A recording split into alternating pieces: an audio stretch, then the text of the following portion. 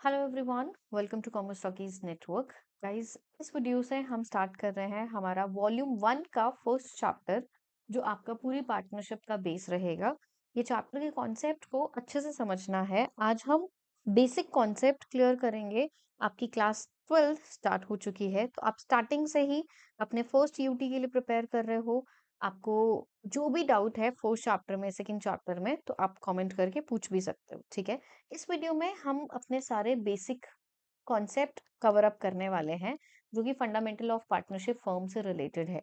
May be ये video थोड़ा सा लेंदी हो सकती है, बट आई विल ट्राई कि आपको सिंपल लैंग्वेज में ये सारे टॉपिक्स वन बाय वन करके समझा दूं, जिससे आपको क्लियर हो जाएंगे। देखो, क्लास 12 की अकाउंटिंग जो है वो इंटर रिलेटेड है। इट मीन्स कि आपके फर्स्ट चैप्टर में जो कुछ टॉपिक्स हैं वो आपको आगे काम आएंगे जब आप एडमिशन, रिटायरमेंट, डेथ, रिजोल्यूशन वगैरह करोगे उस टाइम पे भी।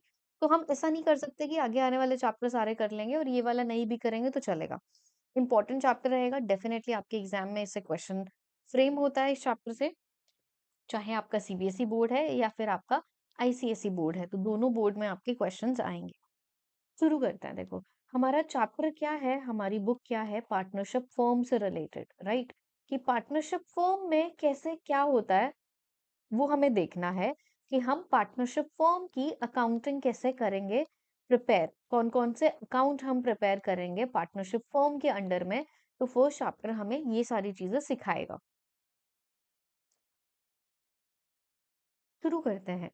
तो कहाँ से हमें शुरू करना है? आपकी बुक में स्टार्टिंग है पार्टनरशिप के मीनिंग से रिलेटेड। पार्टनरशिप एक्ट 1932 के अकॉर्डिंग पार्टनरशिप की डेफिनेशन दी गई है।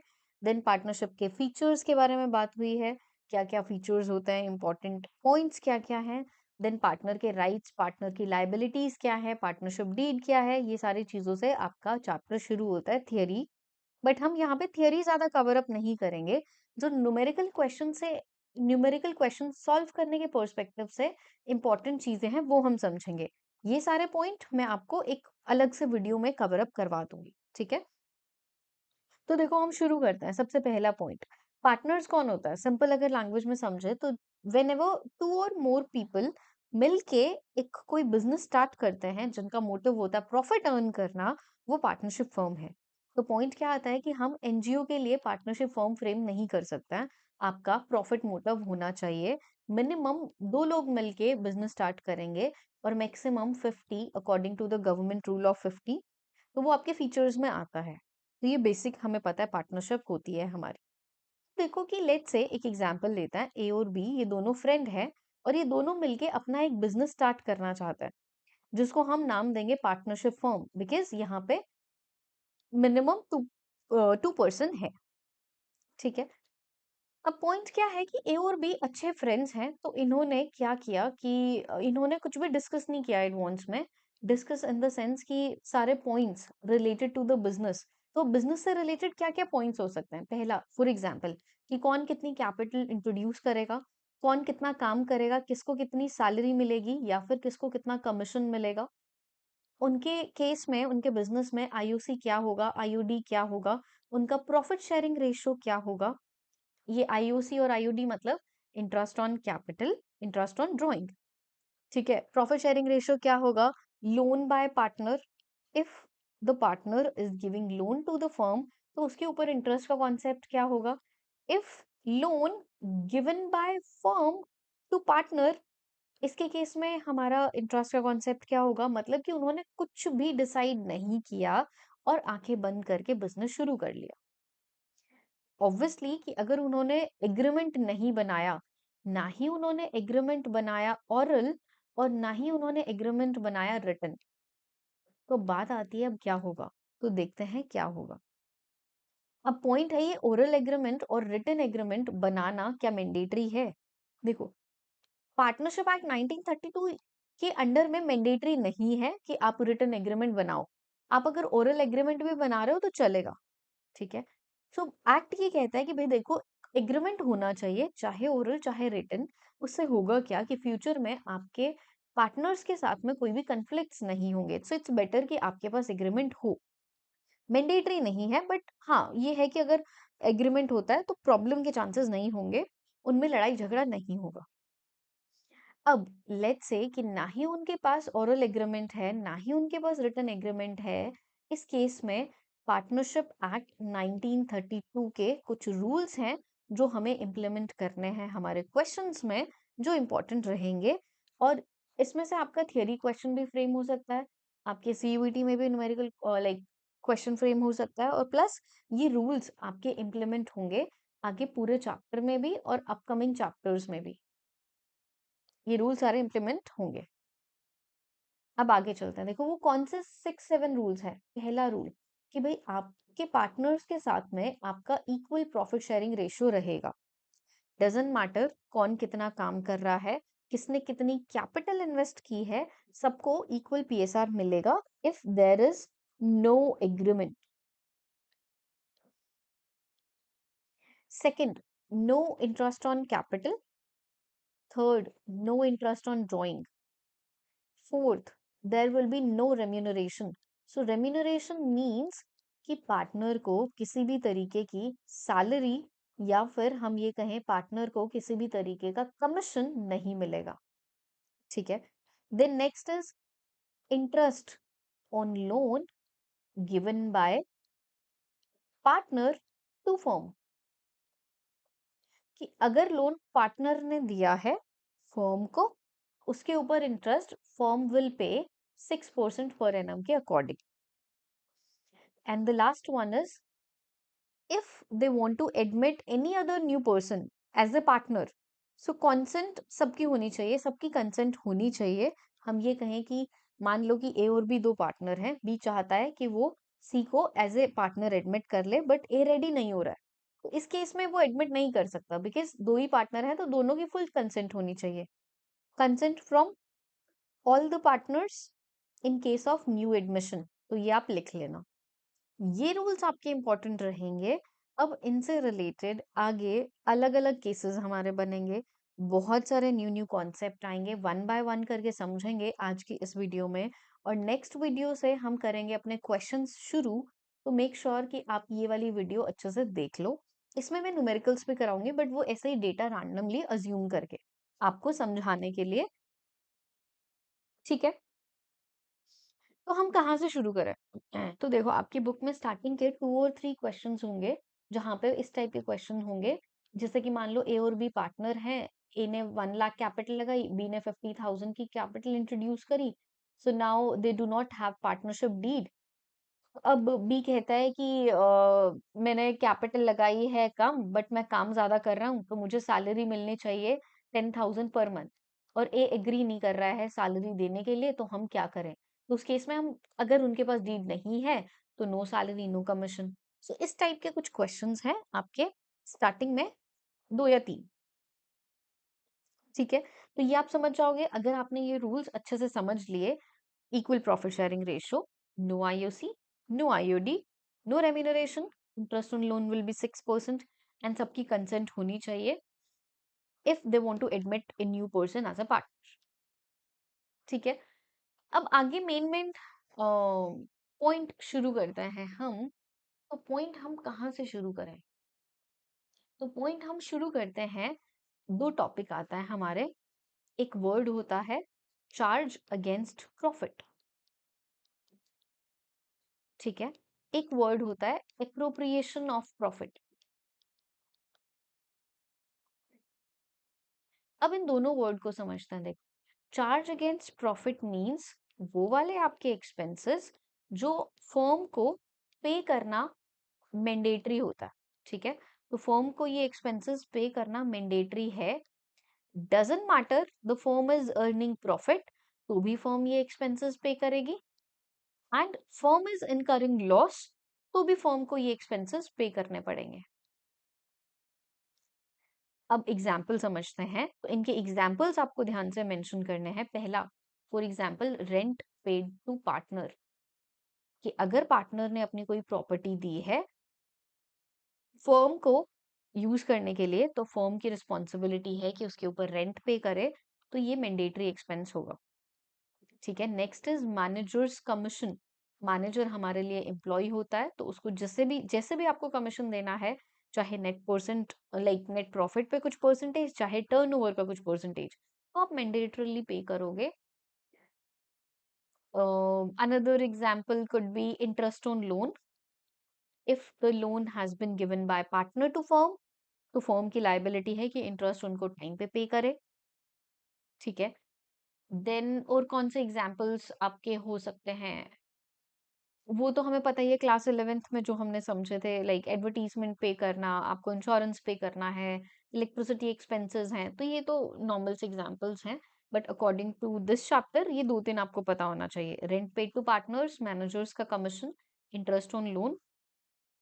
अब ये एक्सपेंसेस कहाँ पे आते हैं? ये एक्सपेंसेस हमारे आएंगे प्रॉफिट एंड लॉस अकाउंट में, डेबिट साइड में, because profit and loss account की डेबिट में हमारे सारे इनडायरेक्ट एक्सपेंसेस और लॉसेस आते हैं। ठीक है, इतना समझ में आया? Next is appropriation of profit. अब ये समझते हैं ध्यान से कि ये क्या होता है। देखो, एप्रोप्रिएशन ऑफ प्रॉफिट क्या कहता है कि ये वो वाले एक्सपेंसेस हैं जो बेसिकली नॉन मैंडेटरी हैं। मतलब कि भाई इनको पे करना मैंडेट, लाइक कंपल्शन नहीं है, हम ये बोल सकते हैं। So what does that mean? It means कि अगर फर्म के पास प्रॉफिट है और फर्म के पास सफिशिएंट प्रॉफिट है, तो फर्म ये वाले एक्सपेंसेस पे करेगी। अगर फर्म के पास लॉस है, इस केस में फर्म को ये एक्सपेंसेस पे करना कंपल्शन नहीं है, तो फर्म ये वाले खर्चे नहीं पे करेगी। ठीक है। अब इनके एग्जाम्पल्स की अगर हम बात करें, तो इनके एग्जाम्पल्स हैं सैलरी या फिर कमीशन टू पार्टनर। तो पार्टनर, पार्टनर एम्प्लॉय नहीं है, वो ओनर है बिजनेस का। तो पार्टनर को सैलरी या कमीशन देना है तो एप्रोप्रिएशन है, अनलेस इट इज स्पेसिफाइड। कि जब तक स्पेसिफाइड नहीं है, स्पेसिफिकली मेंशन नहीं है, तब तक हम ये ट्रीट करेंगे कि सैलरी और कमीशन जो पार्टनर को हमें देना है वो एप्रोप्रिएशन का आइटम हमारा है, कि प्रॉफिट होगा तो देंगे, लॉस के केस में नहीं देंगे। ठीक है। इंटरेस्ट ऑन कैपिटल, इसमें बहुत सारे केसेस हैं, तो ये अलग से पूरा डिटेल में डिस्कस हम करेंगे। तो इंटरेस्ट ऑन कैपिटल में क्या आता है कि अगर आपके पास ये कहें कि एप्रोप्रिएशन का आइटम है, तो प्रॉपर प्रॉफिट है तो देंगे, अदरवाइज नहीं देंगे। Amount transfer to general reserve, तो ये हमारे होते हैं जिनको हम ट्रीट करेंगे। कौन से एक्सपेंसेस? एप्रोप्रिएशन वाले आइटम्स। और ये कहाँ पे आएंगे? ये हमारे आएंगे profit and loss appropriation account में, हम इनको मेंशन करेंगे। तो पॉइंट क्या है? हमें प्रॉफिट एंड लॉस अकाउंट नहीं बनाना है क्लास 12th में, बट हमारे लिए ये जरूरी है समझना how to prepare the profit and loss appropriation account. तो ये भी समझेंगे, और चलो आगे पहले यही समझते हैं, बिकॉज यही सबसे ज्यादा इम्पोर्टेंट आपका है। और इसी के अकॉर्डिंग हम आगे वन बाय वन करके टॉपिक पढ़ते रहेंगे। तो हम एक लिस्ट बना लेते हैं टॉपिक्स की, कि हमें पढ़ना है amount transfer to general reserve, हमें पढ़ना है लोन बाय पार्टनर वाला कॉन्सेप्ट, हमें पढ़ना है लोन टू पार्टनर वाला कॉन्सेप्ट, देन हमें पढ़ना है मैनेजर्स कमीशन का भी कॉन्सेप्ट गो थ्रू करना है, देन रेम्यूनरेशन टू पार्टनर, ये हमें कॉन्सेप्ट डिस्कस करना है। देन हमें कॉन्सेप्ट डिस्कस करना है रेंट पेड टू पार्टनर। ठीक है। तो आज के वीडियो का मेन चैलेंज हमारा ये रहेगा कि हम ये वाले कॉन्सेप्ट को अच्छे से गो थ्रू कर लें। तो वन बाय वन करके गो थ्रू करते हैं इनको, और ये टॉपिक समझ में आ जाएंगे, देन आपके लिए इजी भी हो जाएगा प्रॉफिट एंड लॉस एप्रोप्रिएशन के कॉन्सेप्ट को समझना। बिकॉज आप कोई लेजर बना रहे हो, आप कोई अकाउंट बना रहे हो, तो उनमें डेटा कैसे ट्रांसफर करना है, कैसे कैलकुलेट करना है, जब तक यही समझ में नहीं आएगा तो हम प्रॉपरली अकाउंट बना नहीं पाएंगे। ठीक है। तो सबसे पहले समझते हैं ये loan by partner, important concept है। तो चलो इसी को ही हम नंबर 1 देते हैं, loan by partner to firm. अब देखो एक एग्जाम्पल लेते हैं सिंपल सा, ये हमारी फर्म है, ये हमारा पार्टनर है। ठीक है।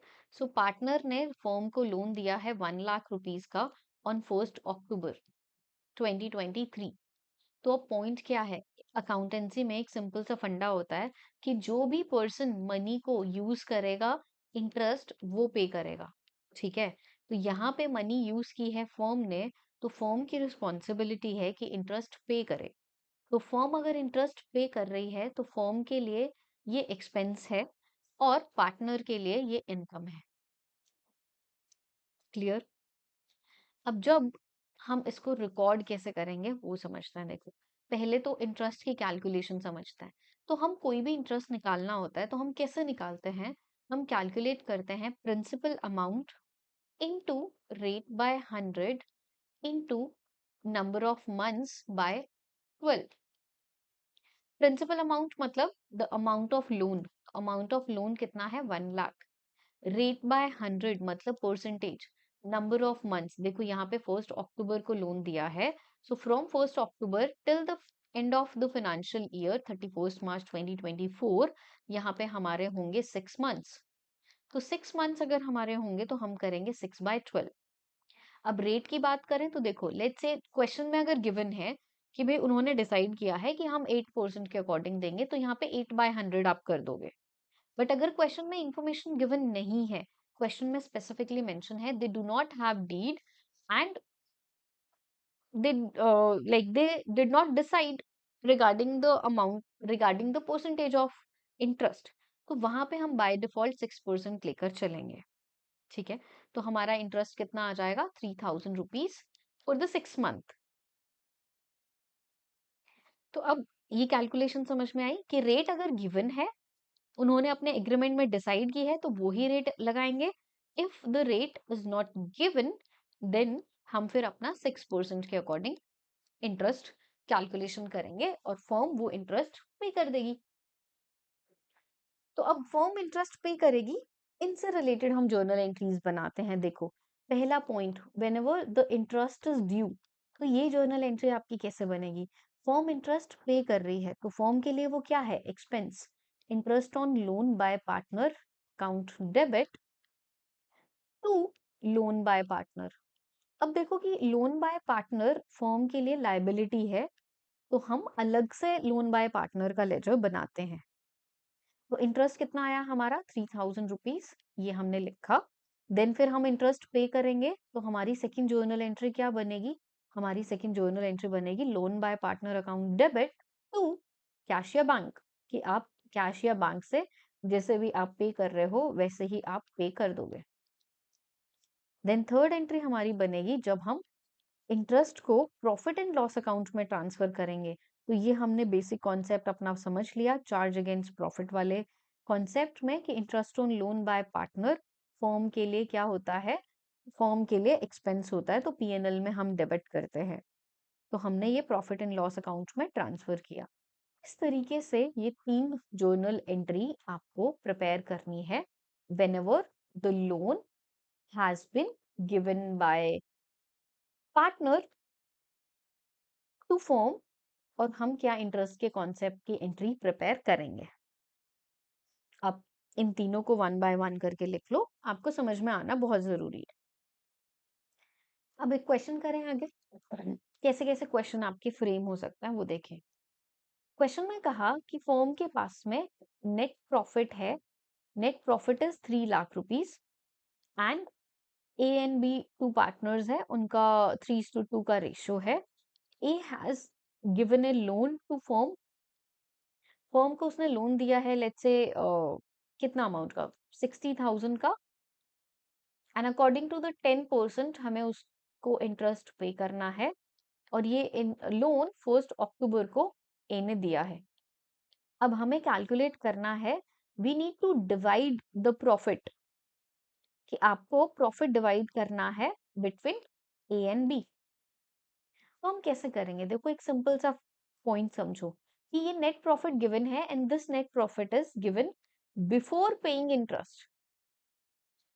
तो पॉइंट क्या है कि हम पार्टनर्स को अमाउंट डिवाइड करेंगे उससे पहले हम एक्सपेंसेस पे करेंगे। तो नेट प्रॉफिट आपके पास गिवन है before interest which is 3 lakh rupees. आप इसमें से पहले अपना इंटरेस्ट मेंशन करोगे, सब्ट्रैक्ट करोगे पार्टनर को जो दोगे। तो हम कैसे देंगे? 60,000 का अमाउंट है, 10% रेट आपकी है, और नंबर ऑफ मंथ्स बनता है 6। तो मतलब कि 3,000 रुपए आपको इंटरेस्ट पे करना है।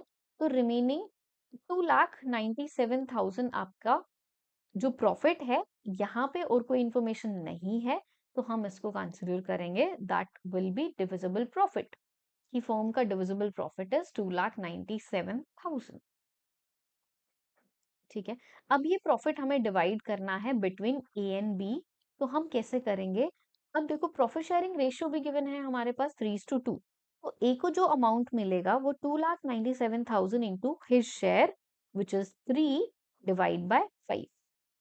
बी को कितना मिलेगा? 2,97,000 का his share divide by total of the share which is 3:2। तो ये कैलकुलेशन करेंगे, ए को प्रॉफिट मिला, ये कैलकुलेशन करेंगे, बी को प्रॉफिट मिला। इस तरीके से हमें कैलकुलेशन करनी होती है कि आप नेट प्रॉफिट में से, अगर आपने अभी तक इंटरेस्ट नहीं दिया है तो आप पहले इंटरेस्ट पे करो, जो अमाउंट बचेगी फिर वो अमाउंट आप पार्टनर्स में डिवाइड करोगे, उनको उनका प्रॉफिट का शेयर दोगे। क्लियर? सो स्टार्टिंग के आगे के आपके एक या दो क्वेश्चन इस कॉन्सेप्ट पे बेस हैं। बुक वाले क्वेश्चन भी डेफिनेटली हम करेंगे, बट अभी फिलहाल के लिए बेसिक कॉन्सेप्ट पे फोकस करते हैं।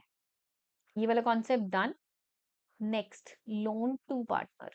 अब इसको समझते हैं। देखो, तो हमारा सेकंड कॉन्सेप्ट क्या है? Loan to partner. देखो मतलब क्या हुआ कि ये हमारी फर्म है और ये है partner, right? So now firm ने पार्टनर को लोन दिया है 1 लाख रुपीस का। तो पॉइंट क्या हुआ? पार्टनर के लिए क्या है? पार्टनर को लोन रिसीव हुआ, तो मनी यूज किसने करी? पार्टनर ने यूज करी। तो मनी यूज पार्टनर कर रहा है, तो इंटरेस्ट पे कौन करेगा? पार्टनर पे करेगा।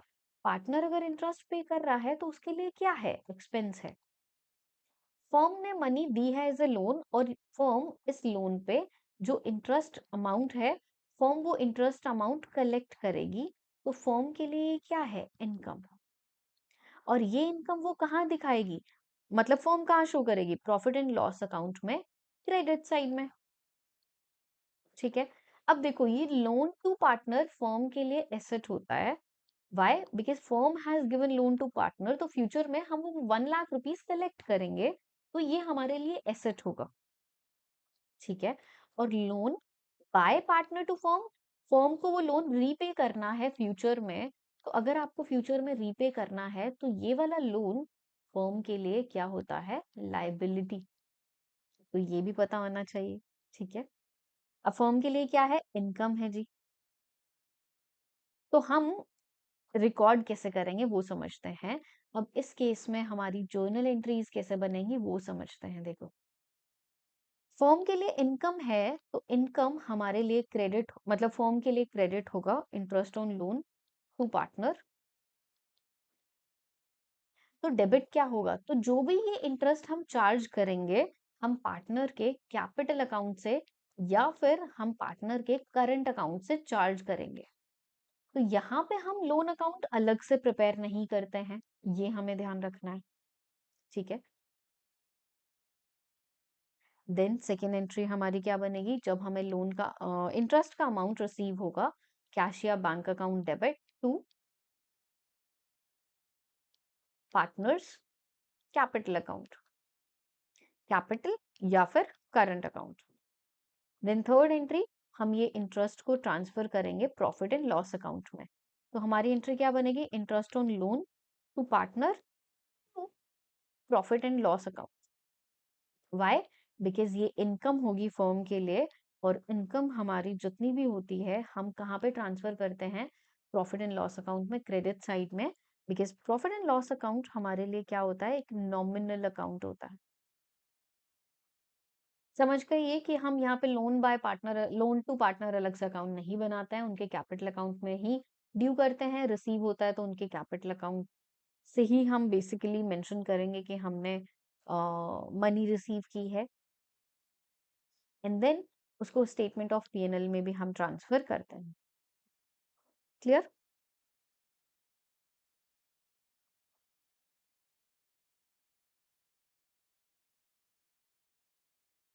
अब देखो कि इनमें ना आप एक ही एंट्री भी बना सकते हो instead of preparing these two entries.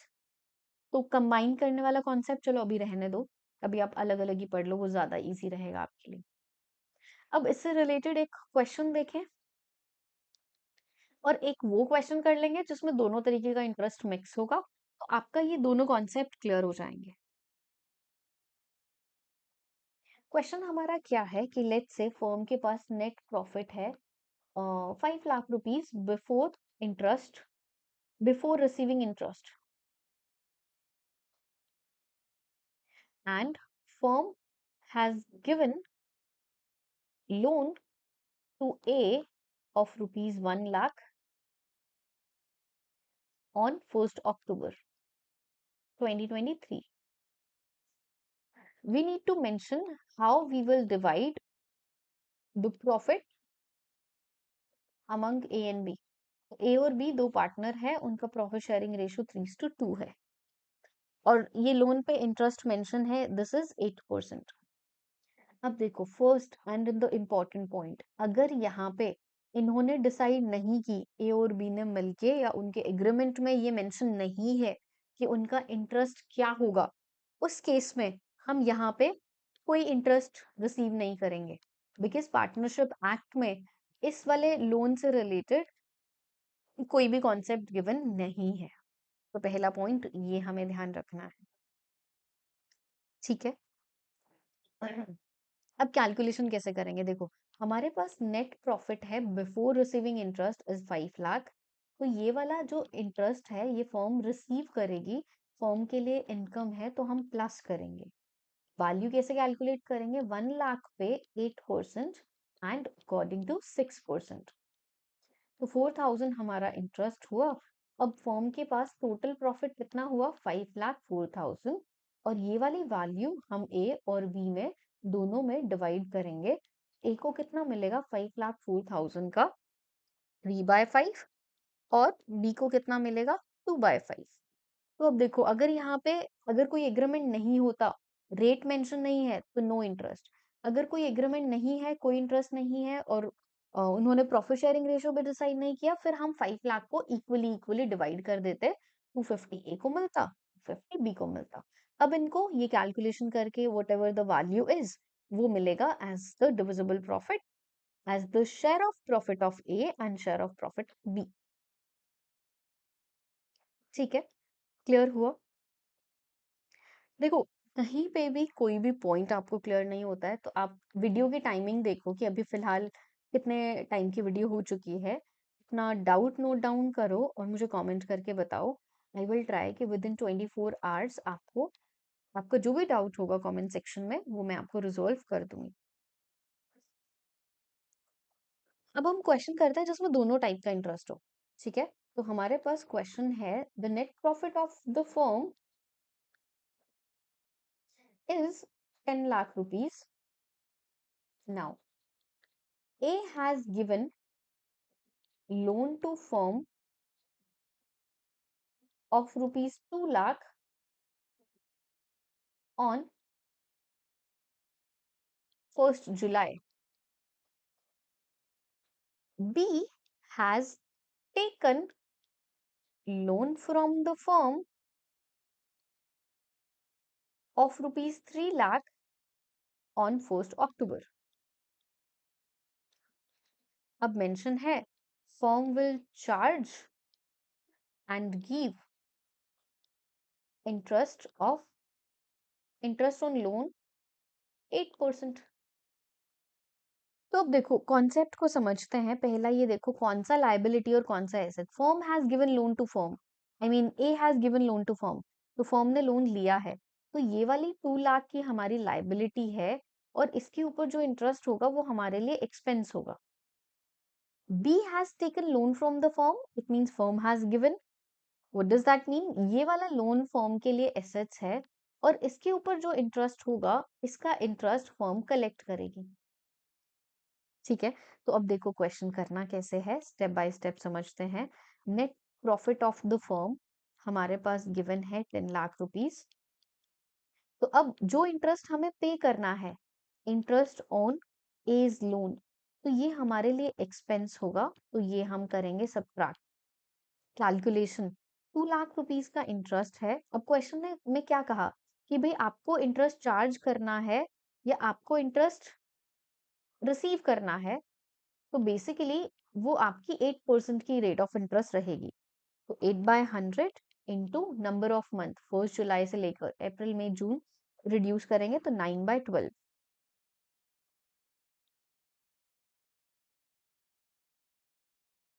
12,000 आता है ये इंटरेस्ट। तो ये 12,000 हम सब्ट्रैक्ट करेंगे, प्लस जो इंटरेस्ट हमें रिसीव करना है, इंटरेस्ट ऑन बीस लोन, तो बेसिकली ये हमें रिसीव होगा। तो फर्म के लिए क्या है, इनकम अमाउंट 3 लाख रुपीज पे 8% के अकॉर्डिंग, एंड 6 मंथ्स का, बिकॉज 1 अक्टूबर आपके पास डेट गिवन है।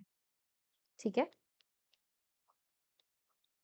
तो ये भी हमारा 12,000 इंटरेस्ट हुआ। तो ये बाय डिफॉल्ट यहाँ पे कोई भी डिफरेंस नहीं आया, बट ऐसा जरूरी नहीं है कि दोनों का इंटरेस्ट सेम होगा, because the percentage same, because दोनों की डेट अलग अलग है, दोनों का अमाउंट अलग अलग है। ये तो जस्ट बाय कोइंसिडेंस आपका सेम आ रहा है।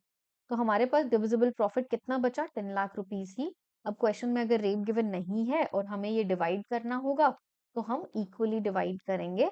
5 लाख ए को मिलेगा, 5 लाख बी को मिलेगा।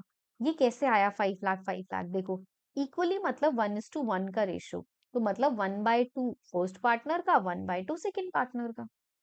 सो इस तरीके से क्वेश्चन को पहले आइडेंटिफाई करो कि फर्म के लिए कौन सा लोन एसेट है, कौन सा लोन लायबिलिटी है, कौन सा इंटरेस्ट आपका एक्सपेंस है, कौन सा इनकम है। आप इजीली ऐसे क्वेश्चन कर लोगे। और देखो, नेट प्रॉफिट अगर ये एडजस्टमेंट से पहले है, आप ये इनकम को प्लस करते हो, एक्सपेंसेस को माइनस करते हो, ये आपको पता होना चाहिए। ठीक है जी, डन, समझ में आ गया, क्लियर है सबको, आगे चलें। चलो जी, इतना समझ में आ गया, दोनों टाइप के इंटरेस्ट की कैलकुलेशन हो गई। अब आगे नेक्स्ट टॉपिक देखते हैं हमारा कौन सा है। सो नेक्स्ट टॉपिक हमारा है मैनेजर्स कमीशन। तो मैनेजर्स कमीशन सेम वे में कैलकुलेट करेंगे जैसे हमने क्लास 11th में फाइनल अकाउंट कैलकुलेट करते टाइम पे किया था। यहाँ पे ही समझ लेते हैं क्या कॉन्सेप्ट हमारा कहता है मैनेजर्स कमीशन का। तो मैनेजर कमीशन फर्म के लिए क्या है, मैनेजर फर्म के लिए एम्प्लॉई है। ठीक है, और एम्प्लॉय को जो भी हम कमीशन वगैरह देंगे प्रॉफिट एंड लॉस अकाउंट में डेबिट होना चाहिए, मैंडेटरीली आपको देना है। ठीक है, अगर फिक्स परसेंटेज है, like percentage of turnover, percentage of net profit, ऐसे करके हो सकता है। तो मान लो कि आपका नेट प्रॉफिट है 11,000 और मेंशन है कि आपको प्रॉफिट देना है 10% बिफोर चार्जिंग सच कमीशन। तो अगर आपके पास before charging such commission word है तो आप रेट बाय 100 करोगे ओनली, और 1100 का मैनेजर को कमीशन डेफिनेटली आप पे करोगे। ठीक है, तो अगर आपके पास 11,000 का नेट प्रॉफिट था, 1100 आप पे करोगे, एंड रिमेनिंग वैल्यू, क्वेश्चन में और कुछ इन्फॉर्मेशन नहीं है तो पार्टनर्स को डिवाइड कर दोगे। अगर आपके पास वर्ड गिवन है after charging such commission, after के केस में हमारा डिनोमिनेटर में 100 प्लस रेट हो जाता है। ठीक है, इस केस में हमारा जो इंटरेस्ट होगा वो होगा हमारा 1,000 रुपीज। तो क्या ध्यान रखना है, बिफोर में 10/100, आफ्टर के केस में 10/110 हो जाता है, और मैनेजर का कमीशन मैंडेटरी होता है। तो आप पीएनएल में डेबिट करोगे, प्रॉफिट में से माइनस करोगे, रिमेनिंग आपका नेट प्रॉफिट आप पीएनएल अप्रोप्रिएशन में ट्रांसफर करोगे। मैंने मेंशन किया पीएनएल अप्रोप्रिएशन में ट्रांसफर करेंगे, वो कैसे करेंगे वो आगे जो लेजर बनाना सीखेंगे ना अप्रोप्रिएशन का, तब बहुत ही इजी लैंग्वेज में क्लियर कर दूंगी मैं आपको। ठीक है, वो कोई टेंशन नहीं है। चलो, मैनेजर कमीशन का कॉन्सेप्ट एटलीस्ट क्लियर हो गया हमें। अब आगे रेम्यूनरेशन पेड टू पार्टनर ये भी करते हैं, और रेंट पेड टू पार्टनर ये भी करते हैं। पहले रेंट पेड टू पार्टनर हम कर लेते हैं, जनरल रिजर्व भी करेंगे obviously. So rent paid to partner.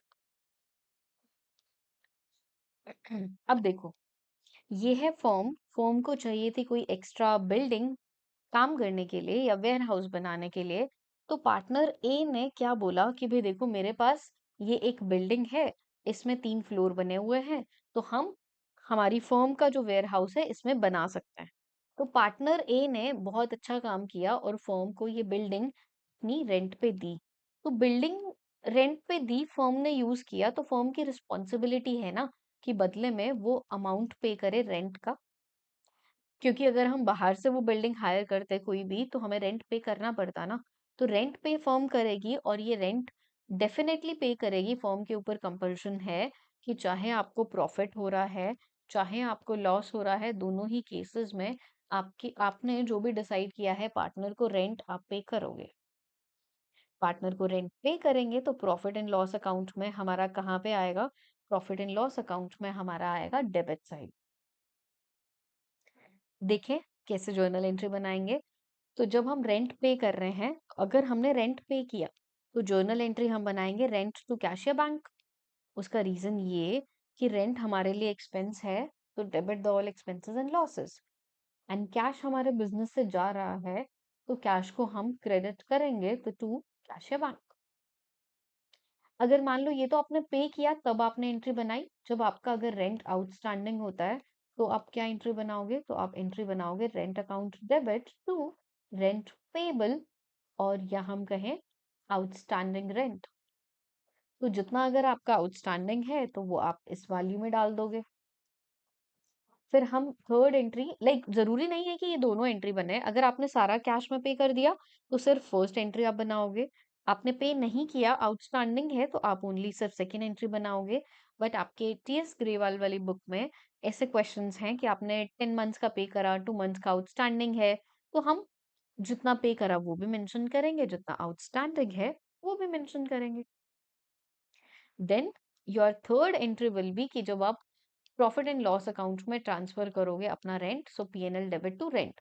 तो पूरे साल का जितना रेंट बनता है, doesn't matter how much is outstanding and how much has been paid to the partner, तो वो हम total rent of the year, total rent of the particular financial year हम ट्रांसफर करेंगे पीएनएल डेबिट टू रेंट। ठीक है, एक question मैं करवा देती हूँ ऑरली जो आपकी बुक वगैरह में है।